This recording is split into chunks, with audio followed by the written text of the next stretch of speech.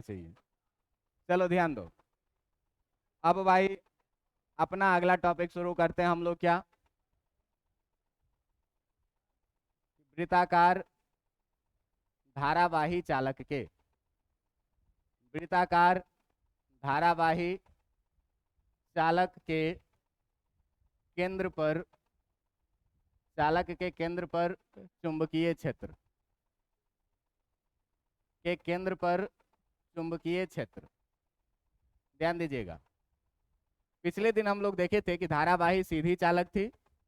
अगर निश्चित लंबाई की सीधी चालक थी तो उसके कारण कैसे चुंबकीय क्षेत्र निकाला जाए, अनंत लंबाई की हो तो कैसे निकाला जाए, अगर एक साइड निश्चित हो दूसरे साइड अनंत हो तो कैसे निकाला जाए, और अंतिम में आपको ये बात बताए थे क्या कि अगर पॉइंट धारावाही चालक के अलोंग ही कहीं पर हो तो इसके कारण चुंबकीय क्षेत्र का मान कितना होता है? 0 होता है। इस पर क्वेश्चन भी आपको करवा दिए थे। आज का बात है क्या कि अगर कोई वृत्ताकार चालक है और वृत्ताकार चालक से धारा बह रही है, वृत्ताकार चालक से क्या हो रही है? धारा बह रही है। तो भाई साहब अपने को निकालना है क्या कि इस वृत्ताकार चालक के केंद्र पर, ध्यान दीजिएगा, कि इस वृत्ताकार चालक के केंद्र पर चुंबकीय क्षेत्र का मान कितना होगा। बात समझ में आ रहा है? तो देखो कि अगर कोई वृत्ताकार चालक का तुम बात करोगे तो तुम्हारा जो वृत्ताकार चालक होगा वो कुछ ऐसा होगा। ये वृत्ताकार चालक जो होगा आपका ये कुछ इस तरह का होगा। होगा कि नहीं? कोई दिक्कत है इसमें? नहीं कोई दिक्कत। अच्छा, जब भी वृत्ताकार चालक दिया हुआ है तो इसका कुछ ना कुछ त्रिज्या भी हमारे पास गिवन होगा कि ये कितने रेडियस का है, ये भी हमारे पास गिवन होगा। मान लीजिए ये केंद्र है और यहाँ से जो है तो इसकी त्रिज्या जो है, ये त्रिज्या है कितनी? 8। बात समझ में आ रही है? और ये धारावाही चालक है तो भाई साहब ये भी पता होगा कि इससे होकर के धारा कितनी प्रवाहित हो रही है। मान लीजिए कि इससे होकर के धारा कितनी प्रवाहित हो रही है, आई। तो हम लोग क्या किए हैं, माने हैं क्या, माना कि एक वृत्ताकार चालक क्या है? एक वृत्ताकार चालक है जिसकी त्रिज्या कितनी है? एक वृत्ताकार चालक जिसकी त्रिज्या, जिसकी त्रिज्या कितनी है भाई? जिसकी त्रिज्या, जिसकी त्रिज्या r तथा उससे प्रवाहित धारा, तथा उससे प्रवाहित धारा का मान जो है, तथा उससे प्रवाहित धारा का मान जो है वो धारा का मान कितना है? I है। बात समझ में आ रहा है? तो बायो सावर्त साहब क्या कह के गए हैं कि आप पूरे चालक के लिए एक बार में चुंबकीय क्षेत्र का मान नहीं निकाल सकते। तो आप किसके कारण निकाल सकते हैं? एलिमेंट के कारण। किसके कारण निकाल सकते हैं? एलिमेंट के कारण। तो भाई साहब इस वृत्त पर कहीं पर भी क्या करो कि एक छोटा सा एलिमेंट ले लो। तो एक छोटा सा एलिमेंट लेंगे हम, कैसा? ऐसा। और इस एलिमेंट का हम नाम रख दिए क्या? डीएल। इस एलिमेंट का हम नाम क्या रख दिए? डीएल। आपको पता है कि जो डीएल होता है ये सदिश राशि होता है, वेक्टर होता है, जिसका डायरेक्शन करंट के डायरेक्शन में ही होता है। बात समझ में आ रहा है कि नहीं? जिसका डायरेक्शन किधर होगा? करंट के डायरेक्शन में भी होगा। क्या किए भाई? क्या किए कि एक छोटा एलिमेंट, एक छोटा एलिमेंट डीएल के कारण हम लोग निकालने वाले हैं क्या चीज? चुंबकीय क्षेत्र। हम लोग निकालने वाले हैं क्या चीज? चुंबकीय क्षेत्र।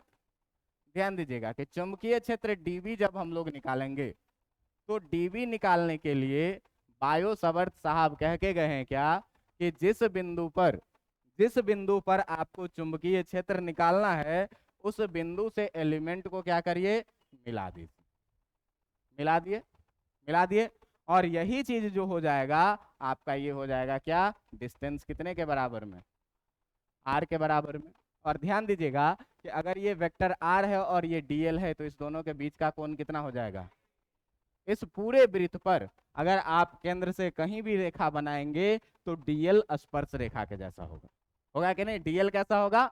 स्पर्श रेखा के जैसे। देखिए वहां बनाए हैं, अगर इस डीएल को हम यहाँ पर बनाए, अगर इस डीएल को हम यहाँ पर बनाए तो डीएल कैसा रहेगा? ऐसा रहेगा। और इस डीएल को जब आप मिलाएंगे केंद्र से होकर के तो ये केंद्र से जो रेखा होगी ये इस डीएल पे कैसे जाएगी? लंबवत जाएगी, मतलब थीटा का मान हमेशा ही कितना रहने वाला है, 90 डिग्री, चाहे ये डीएल एलिमेंट हम कहीं भी लें। इस पूरे वृत्त पर अगर हम कहीं भी थीटा का मान लेंगे तो 90 डिग्री होगा, जो कि एक कांस्टेंट वैल्यू है। तो यहाँ थीटा के वेरिएबल होने का कोई लफड़ा नहीं है। अब देखिए कि भाई साहब बायो सावर्त का नियम क्या कहता है कि डीबी बराबर जो आपको लिखना है वो डीबी बराबर कितना लिखना है, mu naught by 4 pi I DL sine theta. तो थीटा क्या होता था, डीएल और आर के बीच का कोण। हमेशा डीएल और आर के बीच का कोण कितना रह रहा है, 90 डिग्री। तो यहाँ पर कितना लिख लेंगे, साइन 90 डिग्री और बाई कितना, आर स्क्वायर। बात समझ में आ रहा है। अब अगर आपको संपूर्ण मैग्नेटिक फील्ड चाहिए, ये बात जो मैंने लिखा है ये मैंने कहां से लिखा है, ये है बायो सावर्त का नियम। ये है क्या चीज, बायो सावर्त का नियम। और बायो सावर्त का नियम क्या कहता है कि mu naught by 4 pi ideal sine theta by R square होगा एक छोटे से एलिमेंट के कारण छोटा सा चुंबकीय क्षेत्र। इतना में तो कोई दिक्कत नहीं है, इतना में कोई दिक्कत नहीं होगा, इतना में कोई दिक्कत नहीं होगा।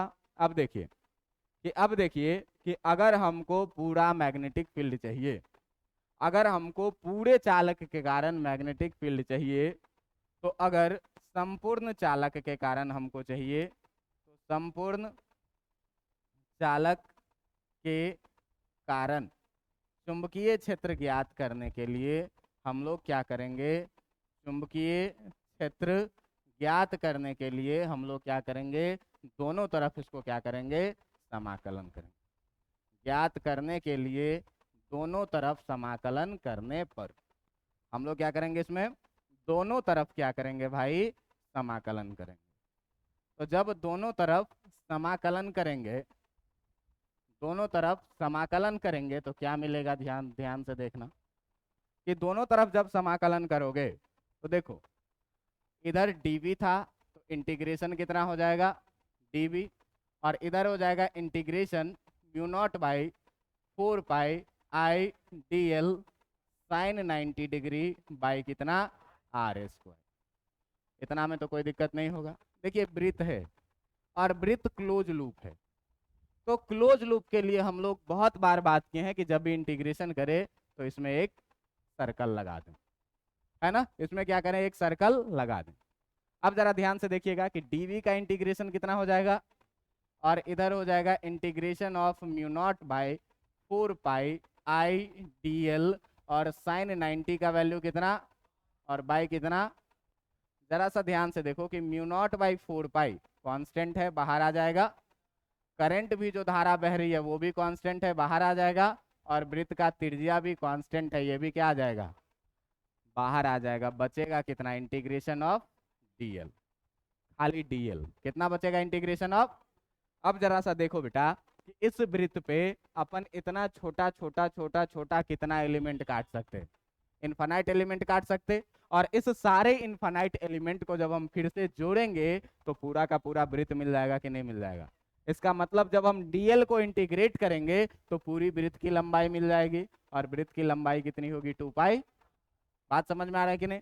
तो जब वृत्त की लंबाई 2 पाई आर हम इसमें लगाएंगे तो ये हो जाएगा कितना, mu naught by 4 pi I by R square into कितना, 2 पाई आर। क्यों भाई साहब, कि इंटीग्रेशन ऑफ डीएल जो हो जाएगा वो क्या हो जाएगा, वृत्त की किस चीज के बराबर में, वृत्त की परिधि के बराबर में, और जो कि होता है कितना, 2 पाई आर। बात समझ में आ रहा है कि नहीं। जब वृत्त की परिधि 2 पाई आर का वैल्यू डालिएगा तो देखिए एक आर से ये आर कैंसिल हो जाएगा। ध्यान से देखिए तो पाई से पाई भी कैंसिल हो जाएगा, और 2 से 2 बार में ये भी कैंसिल हो जाएगा, है ना। कितना हो जाएगा, ये कैंसिल हो जाएगा। अब अगर इसको आप लिखेंगे तो कितना लिखेंगे, mu naught by 2 I by कितना, आर, और यही हो जाएगा कि आपका चुंबकीय क्षेत्र। बात समझ में आ रहा है। तो वृत्त के केंद्र पर जब भी आपसे पूछे तो आप क्या याद रखिएगा, mu naught I by 2 R. कितना याद रखिएगा, mu naught I by 2 R. अब ध्यान देना कि यहाँ से म्यू नॉट का वैल्यू पुट करना आसान है। कैसे, तो तुमको बोले हैं क्या कि म्यू नॉट बाई 4 पाई 10 का पावर कितना होता, तो म्यू नॉट का वैल्यू कितना लिखोगे, 4 पाई इंटू 10⁻⁻⁷ तुम्हारा काम क्या हो जाएगा, आसान हो जाएगा। बात समझ में आ रहा है। अगर आप यहाँ से म्यू नॉट का वैल्यू रख दीजिएगा तो आपका काम आसान हो जाएगा। आपको करंट कितना बह रहा है ये पता रहेगा, आपको आर कितना है ये आपको पता रहेगा, तो केंद्र पर चुंबकीय क्षेत्र का मान भी आपको पता चल जाएगा। अब ध्यान दीजिएगा कि यहाँ पर हम लोग दिशा का भी बात करेंगे। तो दिशा का भी बात करेंगे तो दिशा के बात करने के लिए क्या है अपने पास, राइट हैंड थंब रूल। देखना तार इधर जा रहा है, करंट इधर जा रही है ना, करंट किधर जा रही है, इस डायरेक्शन में। तो मैं अगर यहाँ से तार को पकड़ के मुट्ठी बंद करूंगा तो उंगली यहाँ पर अंदर जाएगा कि बाहर आएगा, अंदर जाएगा। तुम उंगली को अगर घुमाने का मन नहीं करे तो सीधे क्या करो कि तुम देख लो कि अंगूठा को रखो करंट के डायरेक्शन और अपने हथेली का डायरेक्शन अगर इधर है तो अंदर के तरफ, और अगर हथेली का डायरेक्शन इधर गया तो मतलब क्या, बाहर के तरफ। आप देखिए कि अगर करंट हम ऐसे रखेंगे तो हथेली किधर आया, अंदर, इसका मतलब डायरेक्शन यहाँ पर क्या हो जाएगा, इनवर्ड हो जाएगा, क्रॉस डायरेक्शन हो जाएगा। लेकिन मान लो कि अगर करंट के डायरेक्शन को पलट दिए तो करंट के डायरेक्शन को पलट देंगे तो करंट जाएगा कैसे, इधर इस डायरेक्शन में, है ना। तो करंट जाएगा इस डायरेक्शन में, तो यहाँ से हम डालेंगे हाथ तो अंदर जाएगा और यहाँ से किधर आएगा, बाहर आएगा। तो इस डायरेक्शन में क्या हो जाएगा, आउटवर्ड हो जाएगा। तो करंट का डायरेक्शन बदल देने से हमेशा ही मैग्नेटिक फील्ड का डायरेक्शन क्या होगा, बदल जाएगा। बात समझ में आ गया कि नहीं, कि अगर पूरा का पूरा वृत्तीय चालक रहे, पूरा का पूरा अगर वृत्तीय चालक रहे तो इस वृत्तीय चालक के कारण अगर केंद्र पर हमसे पूछा जाए कि चुंबकीय क्षेत्र का मान कितना होगा, तो इस केंद्र पर चुंबकीय क्षेत्र का मान हम लोग कितना निकालेंगे, mu naught I by 2r के बराबर में। इसी को याद रखना है। बात समझ में आ रहा है।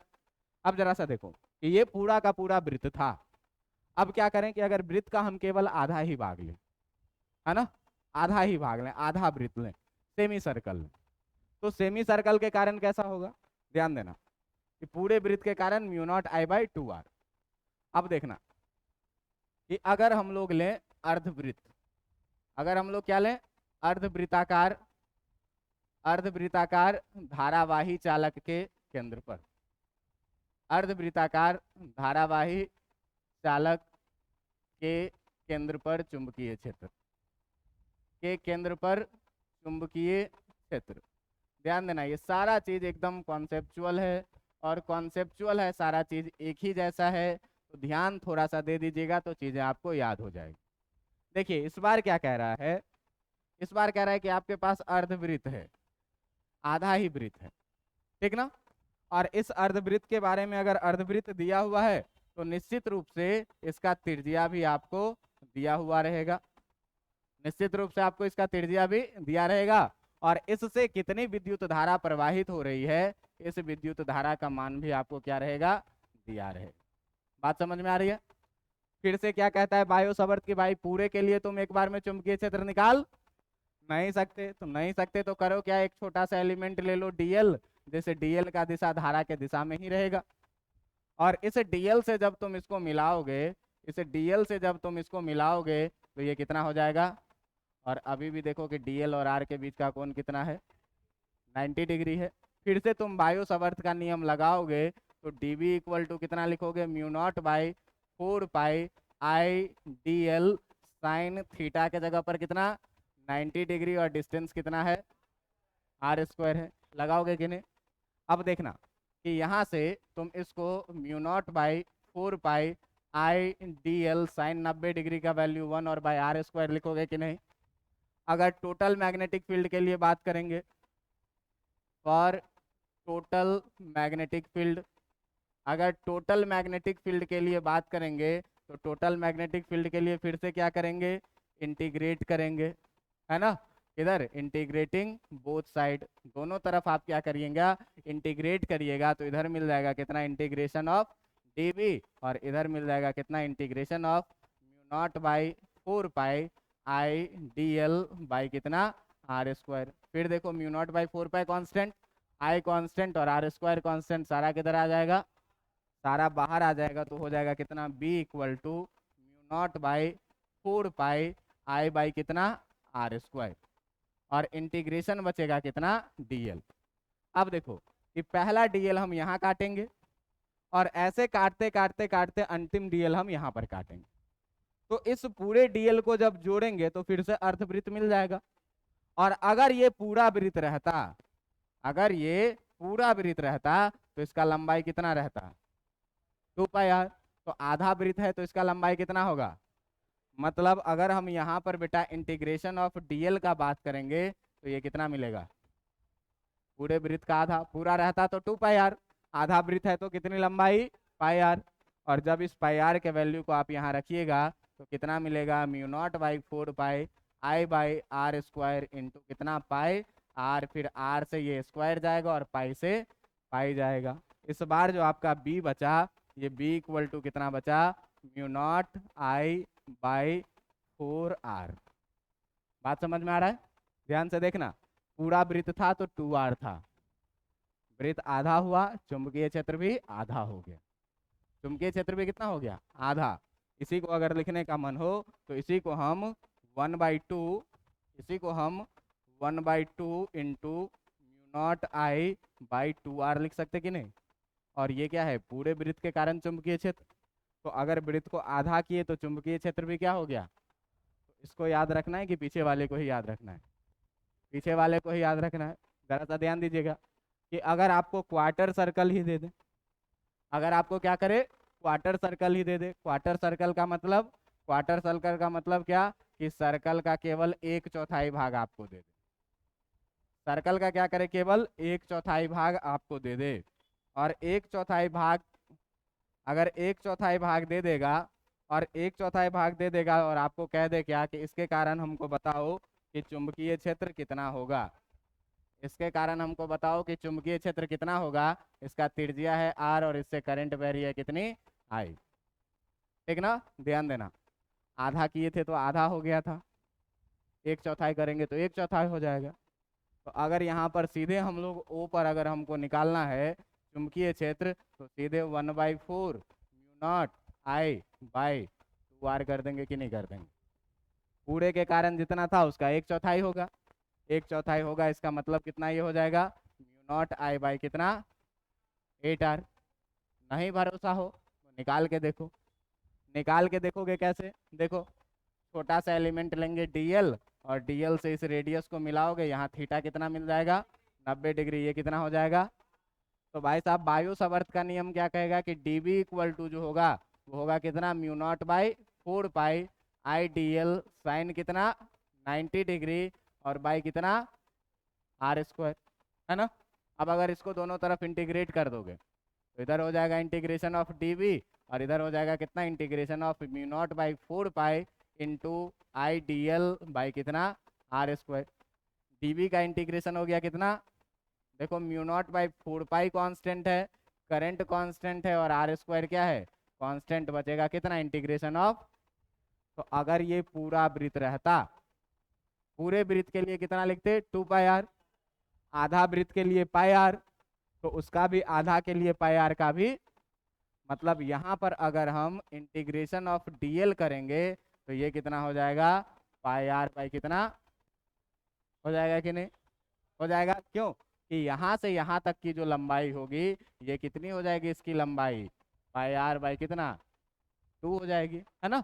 ऐसे देखो यार, अगर पूरा वृत्त रहता एक के लिए कितना 2πr, तो आधा के लिए कितना 2πr/2, तो 1/4 के लिए कितना 2πr/4।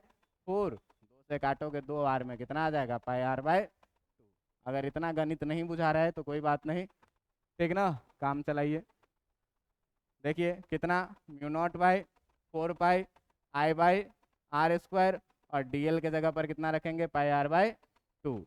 ध्यान देना, r से स्क्वायर गया, पाई से पाई गया, कितना बचा, ऊपर μ0I और नीचे 4 दूनी 8r। बात बराबर है ना। तो सारे को याद नहीं रखना है हमें, हमको सारे को याद नहीं रखना है, हमको केवल याद रखना है कितना, पूरे वृत्त के लिए होता है μ0I/2r। आधा करेंगे तो उसका आधा, 1/4 करेंगे तो उसका 1/4। लेकिन जरा सा ध्यान देना कि अगर हमसे कह दे कि इस बार आधा 1/4 वाली बात नहीं है, रैंडमली हम वृत्त से कोई पोर्शन काट लिए जो केंद्र पर थीटा एंगल बना रही है, ठीक ना। रेंडमली हम क्या किए कि कोई सा वृत्त का ऐसा भाग काट लिए जो केंद्र पर कितना एंगल बना रही हो, थीटा। जरा सा ध्यान दीजिएगा, मान लीजिए ये पोर्शन है, ये पोर्शन है, और ये जो है सो कहीं पर इसका केंद्र है मान लीजिए, और इस केंद्र से जो ये कोण बना रही है, ये कोण बना रही है कितनी, थीटा। ये थीटा कोण बना रही है, रेडियस है आर, आर। अब कह दे क्या कि इसके केंद्र पर जो है सो आप चुंबकीय क्षेत्र का मान ज्ञात करिए। कैसे ज्ञात करिएगा, बात समझ में आ रहा है।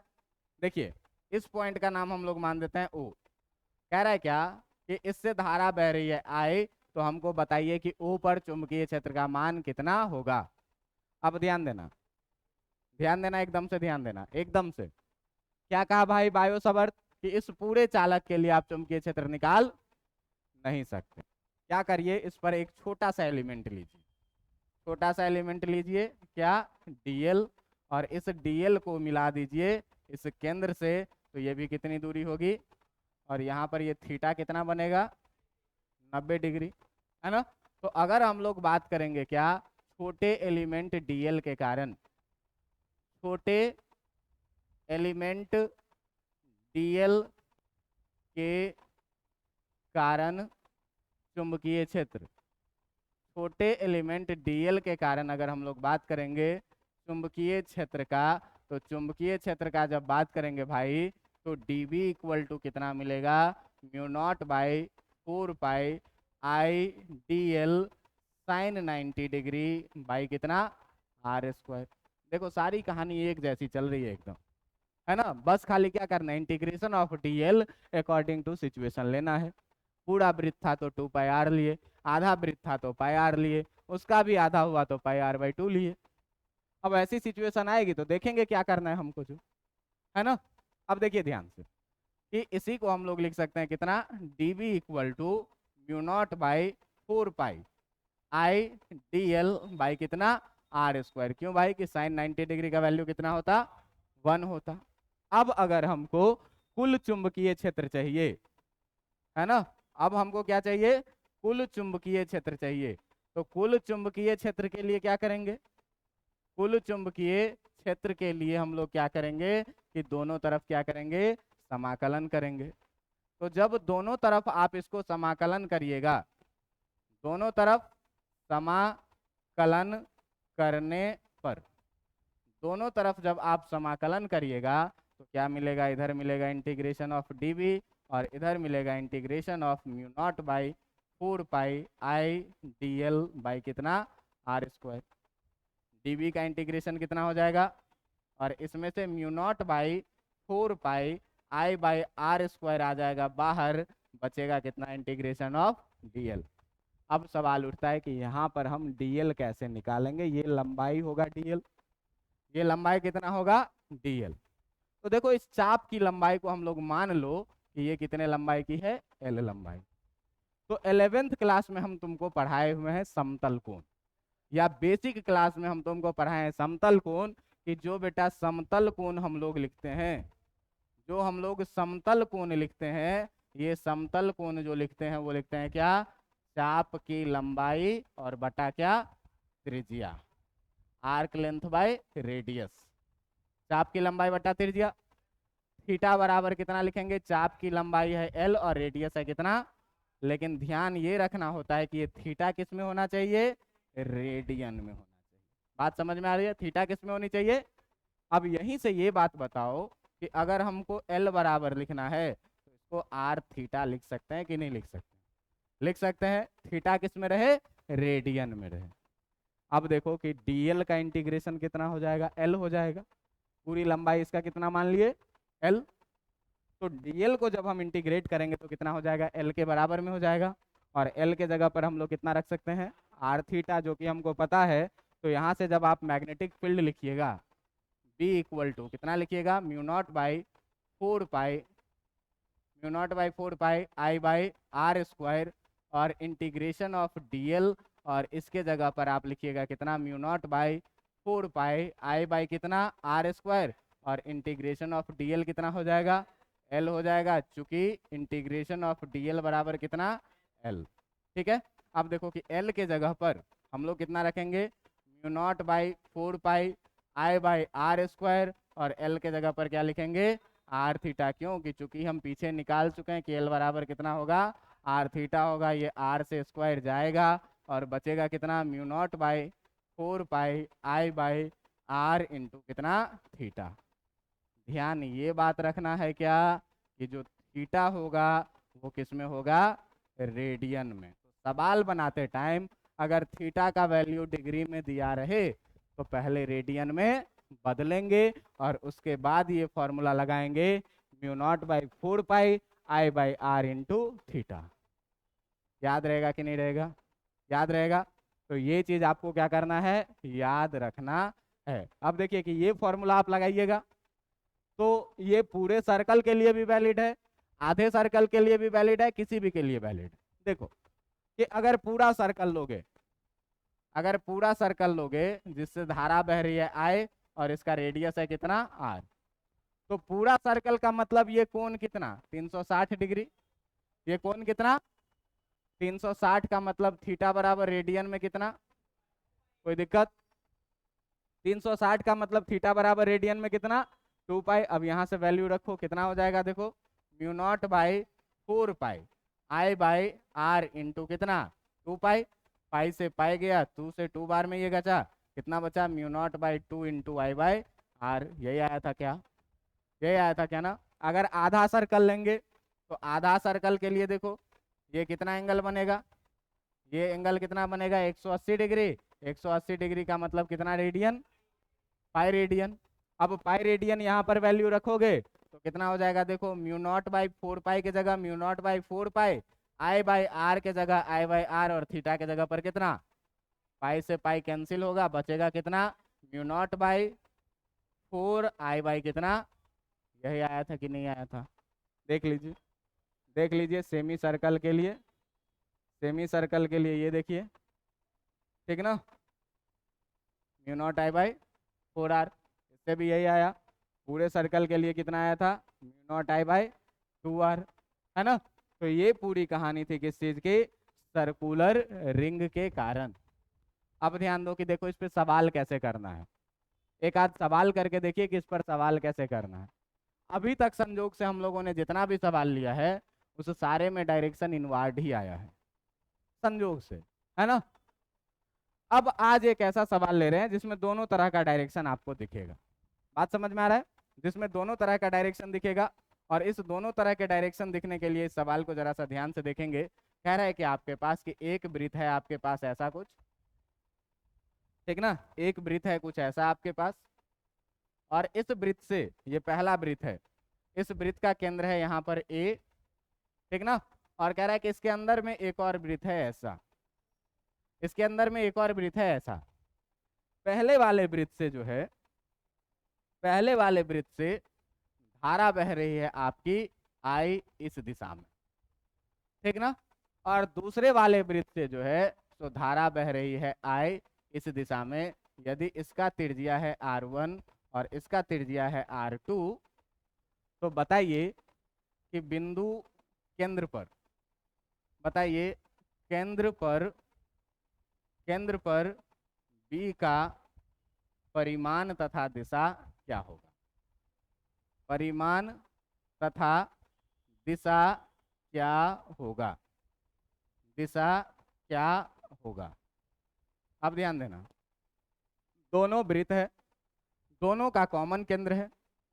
तो अगर हम इस वृत्त का नाम रख लें पहला वृत्त और इस वृत्त का हम नाम रख लें दूसरा वृत्त, तो पहले वृत्त के कारण अगर आप चुंबकीय क्षेत्र को B1 बोलते हैं, तो देखिए पूरे वृत्त के कारण चुंबकीय क्षेत्र के लिए हम लोग परिभाषा पर हैं कितना, mu naught I by 2 R, कितना, mu naught I by 2 R. अब ध्यान दीजिएगा कि अगर B1 लिखेंगे तो कितना लिखेंगे, म्यू नॉट आई बाई 2, और हम बड़े वाले सर्कल का बात कर रहे हैं तो रेडियस इसका कितना है, बाय r2।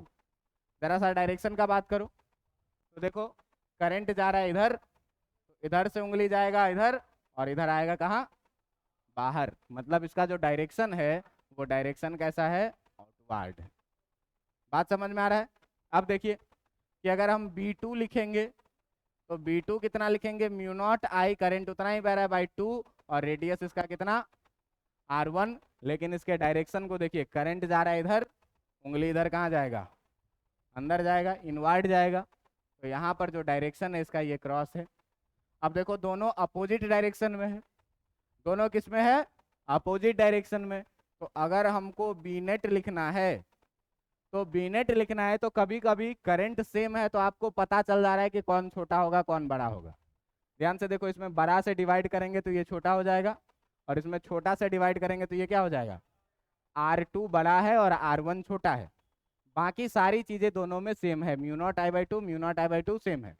तो R2 बड़े नंबर से डिवाइड करेंगे तो रिजल्ट छोटा मिलेगा, और छोटे नंबर से डिवाइड करेंगे तो रिजल्ट क्या मिलेगा। तो हमको यहाँ पर ये बात स्पष्ट पता चल रहा है क्या, कि जो B1 है ये छोटा है और B2 जो है ये बड़ा है। बात समझ में आ रहा है कि नहीं, B1 छोटा है और B2 बड़ा है, तो भाई साहब हम लोग क्या करेंगे, बड़े वाले में से छोटे वाले को माइनस कर लेंगे, और जो डायरेक्शन होगा वो बड़े वाले का ही डायरेक्शन होगा, यानी कि इसका डायरेक्शन कैसा होगा, क्रॉस। बड़े वाले का ना डायरेक्शन हमेशा होगा, तो बड़ा कौन है, B2 ना, B2 का डायरेक्शन किधर है, क्रॉस है, तो क्रॉस डायरेक्शन होगा। अब देखिए यहाँ से B2 का वैल्यू रखिए कितना, mu naught I by 2R1 minus mu naught I by कितना 2R2, दोनों में से mu naught I by 2 common हो जाएगा, बचेगा कितना 1/R1 माइनस 1/R2, और इसका डायरेक्शन किधर हो जाएगा, इनवर्ड। बात समझ में आया। लेकिन जरा सा देखो कि अगर यहाँ पर हमको करंट दोनों से अलग अलग दे देता, I1 और I2, तो हम यहाँ डिसाइड नहीं कर पाते कि कौन बड़ा या छोटा है, ठीक ना, कौन बड़ा या छोटा है। तो हम क्या करेंगे कि इस दोनों में से किसी का भी डायरेक्शन मान लेंगे, रिजल्ट का, मान लो क्रॉस मान लिए, क्रॉस मान लेंगे। अब अगर ये न्यूमेरिकल वैल्यू में दिया रहेगा, सॉल्व करेंगे, आंसर पॉजिटिव आ गया मतलब इनवर्ड ठीक है, अगर आंसर नेगेटिव में आ गया इसका मतलब अपन ने जो डायरेक्शन एज्यूम किया है वो गलत डायरेक्शन है, डायरेक्शन एक्चुअली में आउटवर्ड होगा। बात समझ में आ रहा है। अगर नहीं पता चले छोटा बड़ा, तो आप डायरेक्ट वैल्यू रख के क्या करिए, सॉल्व करिए। सॉल्व करने के बाद लास्ट में क्या होगा, आंसर या तो पॉजिटिव आएगा या तो हम कोई एक डायरेक्शन मान के सॉल्व करेंगे।